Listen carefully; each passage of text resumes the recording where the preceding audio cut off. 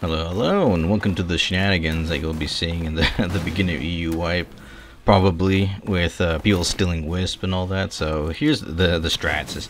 Like, I usually wait for like about 8 seconds before the Wisp is revealed. That I go stealth next to it, and basically you just wait for it to pop up, push anybody back with the cloth helmet, with the howl on the cloth helmet, and then you just grab it and run. And with the quarterstaff, you probably got the best mobility in the game, so it's an easy getaway from there.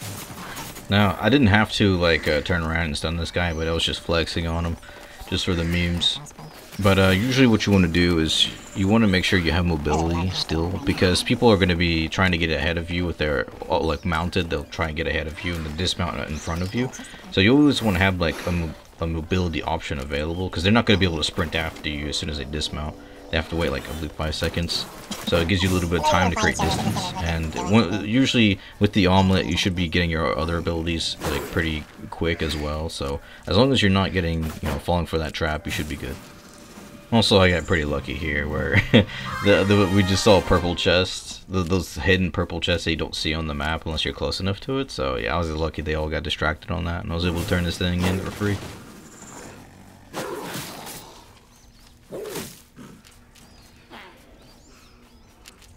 And here we see a nice little body that hasn't been looted yet. You can tell that because the silver hasn't been picked up yet. So, now usually, just with what I have on right now with my skill set is mostly just running away. So there's no real chance for me for winning a fight. But because I have that ability to run away, I wanted to challenge this guy anyways. I'm sure if I, kept chasing him, I probably would have gotten him in the end, but it would have been very close. I probably should have switched my abilities, to be honest, and I probably would have had a better chance of killing him.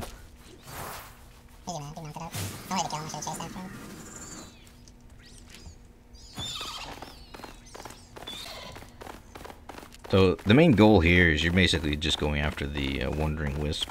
As soon as they appear on the minimap, just set up for it, kind of like inspect everybody, see what kind of competition you got going around. Like here, I noticed that a lot of people were very under-geared, basically 4.2, 5.1, nothing really scary. So when I saw chest spawn, I was like, okay, I know everyone here isn't that geared, so there's a good chance that if I fight for it, I can probably get the chest.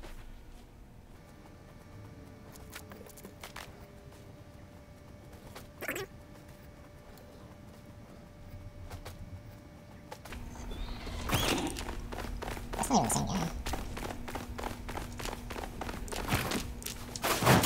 so here it gets kind of complicated because multiple people show up, but the ideal is that he just dismounted, he doesn't have his abilities, and I'm pretty sure I could take him on a 1v1. But as more people show up, I back off, I create a space, I kind of hog the chest so that no one else can really get close to it.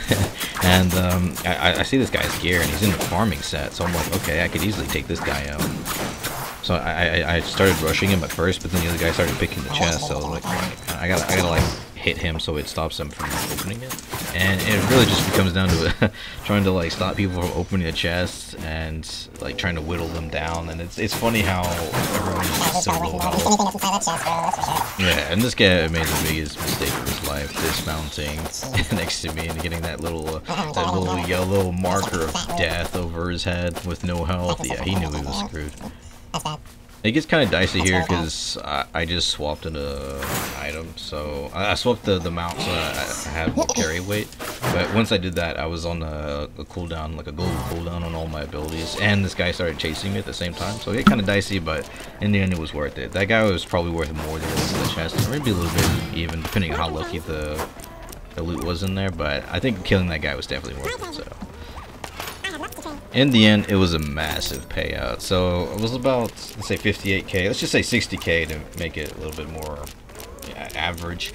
So a 60k build, and I made out with like almost 800k worth. And that's the whole point of like the whole series that I just did before, like the whole 100 and basically 20 episodes of CDBE, the Corrupted Dungeon Budget Edition, was basically just to go cheap and get like a big payday, like low risk, high reward. Which is it's sad that you can do it, but you can go low risk and get so much out of it that why would you ever go high roller when you can just go low and make just as much? Obviously, you win more if you go high roller, but you can still lose all that, which hurts. Don't be shy. So, yeah, I'm a guy that likes little rat strats here and there. It's easy silver to be made, and once I do make a lot of silver, I do end up spending it and wasting it in fights that I know I can't win, but in the end, it's all for fun. So, thanks for watching, guys. Hope you enjoyed. I'll catch you in the next one. Living in a crowded dream, searching for the quiet that you need to breathe. Gave up on your sanity to hide behind your shadow while you tried